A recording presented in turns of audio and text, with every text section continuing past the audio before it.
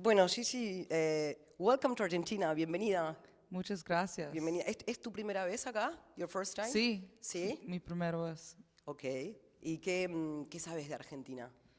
Eh, es muy bella. Mi español es poquito roto, pero yo ¿No? puedo entender. Estoy muy emocionada para compartir con la gente de Argentina. Okay.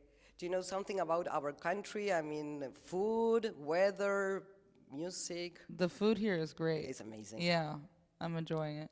Really? Yeah. And about the people, did you hear something about the crowd here?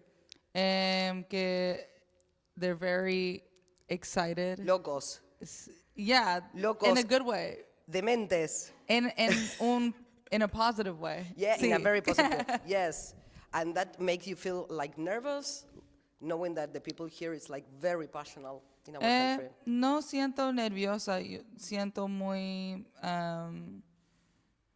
emocionada y feliz porque me gusta la gente así. Okay. ¿Y dónde aprendiste español, que hablas tan bien? Mis padres es cubanos Claro. y cuando yo estaba chiquita, mi primer lengua estaba inglés y español. Pero cuando me fui a escuela en América, me perdió un poquito. Okay. Pero hoy me practica, sí. Now you're going to practice with all the Argentinians. Sí. See? Yeah. Okay. Tell me about that call when maybe I think they called you or sent you an email. I don't know when they told you that you were going to be with Hozier touring. Mm-hmm. The moment, your heart, your mind, your body, I don't know. Estaba en mi cuarto y a la tiempo Sailor Song had just started becoming what it was, and when I got that call, it was a very surreal moment of, wow, I'm really gonna go back to playing live music, and not only that, with one of my favorite artists. So, Really? yeah, so it's amazing how life can turn around at any point. How do you feel the connection between your music and his music? Like, it's something organic. Yeah. To be opening his show, where is the connection with him? You know, I think I remember back when I was 15 and I had heard Hozier for the first time, and the immediate takeover that happened to my body and to my spirit. And you know, as a lover of music, I chase those feelings. I look for that next feeling, and I've always been able to have that through Hozier's music, and I think his music is a gift to the world. So I think that. Okay, let's talk about your album, because there's something about the title that I love, that it's At the Beach. And I would like to know the meaning of what means the beach for you. Why not the forest? Why not the mountain? Why the beach? What means the beach for you? You know, wait, hold on, I'm about to sneeze.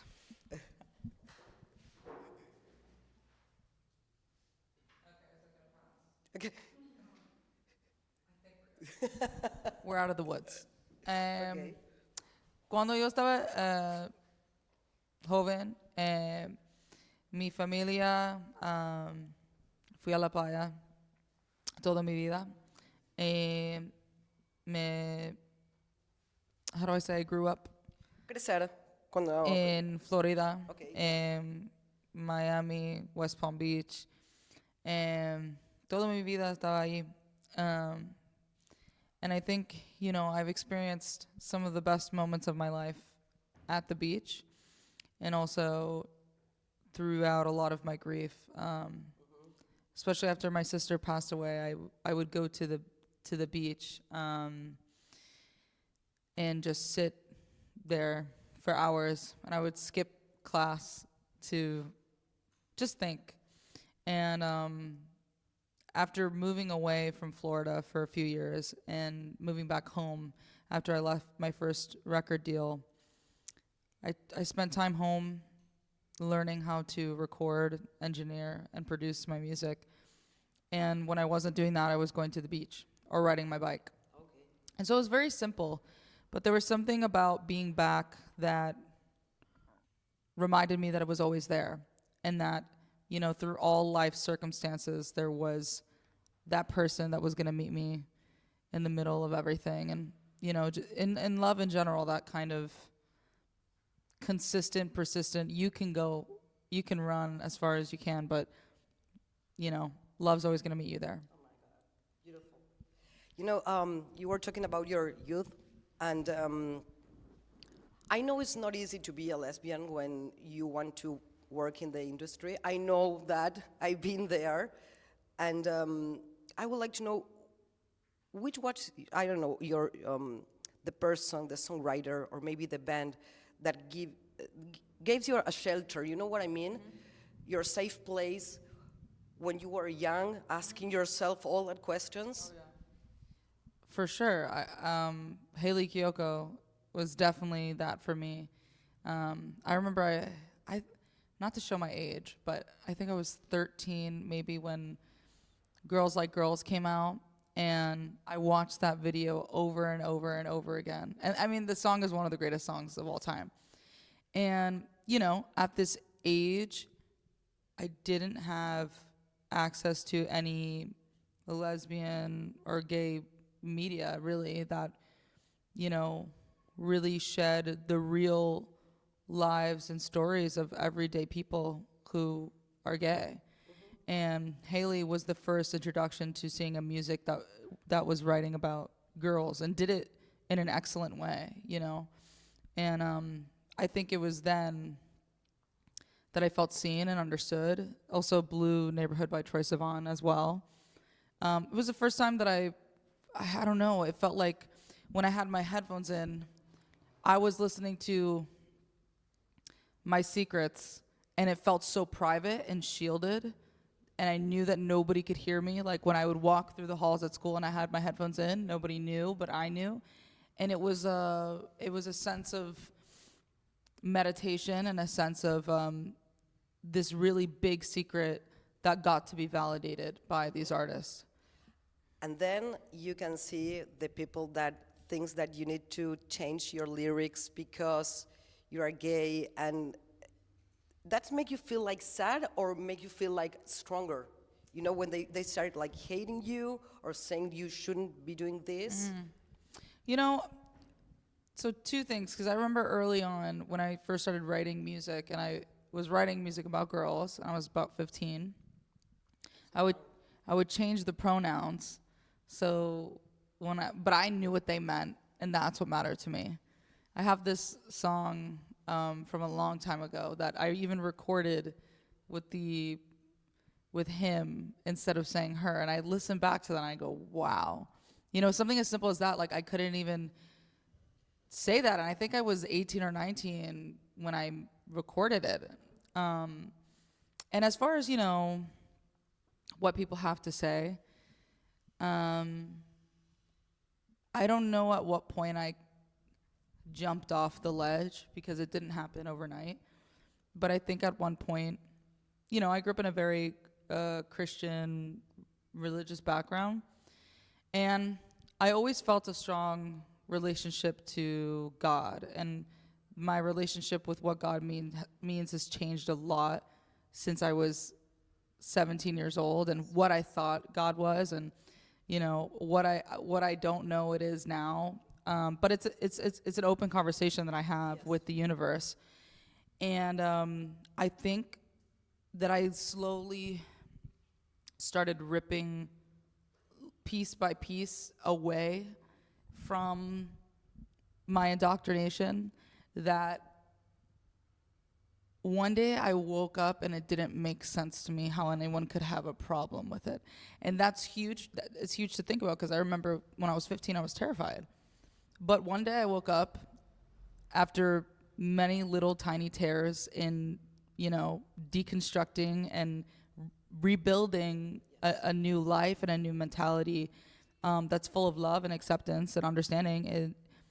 It's one of those things, like, I don't really know what makes it so hard to understand, because it's very simple and it's very pure. And so that's what I feel now. So if I see any of that kind of stuff, it's almost, I have empathy because I understand what it's like to be indoctrinated into, and that's what's so crazy about especially children, is that children are so malleable, and whatever you tell them is what they're gonna believe. Like if I told you this is a fridge, or I told you it's a microwave, and you're like a baby coming to this world, you're gonna believe that's what it is. But then at a certain point, you gain autonomy over your life. You get to experience the world, see it through your own eyes and experiences, and that's where the real work is done. And so I'm grateful that I was able to have that experience to, see with new eyes and experience the life that, every queer person deserves to live, happy in life, accepting of who they are. I love the message. It's like you're helping a lot of people that maybe they're, asking themselves a lot of things, and it's really nice. What I like, I love it. Your music is so simple. Voice, guitar, simple. I like simple things. I would like to know, what do you think about AI? Do you think it's a weapon? Do you love it? You hate it? You use it? You don't? No. I mean, I think I don't know what's happening. I really don't. Like it's horrifying. It's horrifying. I think that AI has absolutely no place in the creative sphere and songwriting. I mean, I'm seeing a lot of crazy things right now, and I don't think that this as a society for what it can be used for without the legal, like right now, like there's so many legal aspects of AI that, conversations that are trying to get ahead of it, and it's not going to happen, at least in America. And I think it's very worrying. But what I do take heart in is that I know that there's nothing, I don't know that there'll ever be that we as creatives will ever subject ourselves to not being able to feel the difference between what is real and what is human experience and what is, billions of experiences put into a computer, and then it shoots out a random result that, for whatever reasons, because of the equation behind it, can make it sound like there's the real thing and then there's the imitation of it. And I don't know. I think that I recently just saw something too that really worried me. This morning, actually, I don't know, some sort of software or something just dropped, and it's like people not being able to tell the difference between reality and like real videos and real people versus fake videos and fake people and fake scenarios that you can make at the tip of your fingers. I mean, I think that it's something that really threw me off in the last few years, that I've been trying to, I'm very existential too. So I don't know. I think that it's very, it's scary as heck to me, And the thing is that people see all that things in your life. It's like they see you and they can see what's real. That's the reason why I told you I think your music is so simple, and it's like no things that we don't understand, The last one, because I love it. I love your drawings? Yes. Are yours? Yes. The things that it's so simple, the black line. Tell me about that, because I think it's beautiful. I love it. Gracias. Gracias.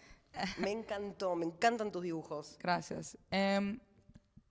Cuando yo estaba chiquita, mis hermanas, ellos escrito, is that what you would say? Sí, sí. Y tenía muy bellas fotos, y mis fotos estaban malas, y ellas, how do you say they made fun of me?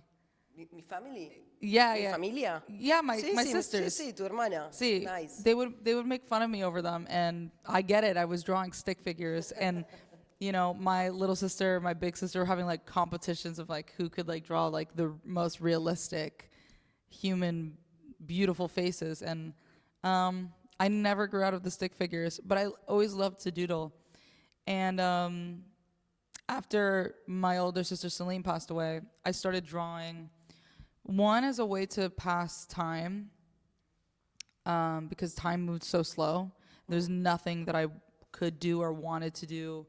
But she loved drawing, and so I started getting into it. I opened up an Instagram page just to show my progress. My friend Xenia would give me prompts, and I would just draw things. Like, I think the first thing I drew was a crocodile. And it was a really, you know, regular, kind of busted crocodile. And then I just continued drawing, and I found that I liked it. And around summer of 2023, I drew these little characters, and I really liked them. And they were just figures, and the figures evolved a little bit over time. And around that time, I think within that same few days, I wrote the song At the Beach in Every Life. And this was the time I was getting released from my first record deal, and I didn't put too much thought of it, but I knew that I liked it. And when it came time to release my first single independently, I was like, why don't I use these two figures? Something about them feels special to me. Beautiful. And then when the second one came along, the second single, Please Be Rude, it reminded, the song always reminded me of The Sims 2 emo love stories on YouTube. And so I just put the little plumb bobs on top of them. And by Sailor Song, I was like, why don't I just put them on a boat now? And I never imagined that these girls would take on such an identity and a life, you know, and it's right here. I love it. I want the hat, the one with the two girls. I love it. I so love sweet. it. We're gonna get you a hat. We have to. Yes, I love it. My cousin, that's a jeweler in London, he made this for me. It's very crazy to think that they're like my characters, Yes. you know? And they're beautiful. Like they're like my SpongeBob, No. if that makes sense. So that's where they came from. And my little sister, she helps me draw with them too as well now. As the world continued to expand and expand, it's like, Bella, please, I need your help. And you know, she helps me with all the drawings now too, and we get to work together and brainstorm. Thank you for this interview. It's been like really emotional, a very girly energy in the air. You know what I mean? I love it, yes. So welcome to Argentina. Good Gracias. luck with everything. Eat a lot. Walk if you can. Argentina is beautiful, and they're going to love you. Muchas I'm already gracias. loving you, so thank you. Thank you for muchas this. gracias. Gracias. Gracias. Gracias. Divina. Ay, amé. Oh, you're so nice. Berlín 107.7. Una ventana al futuro.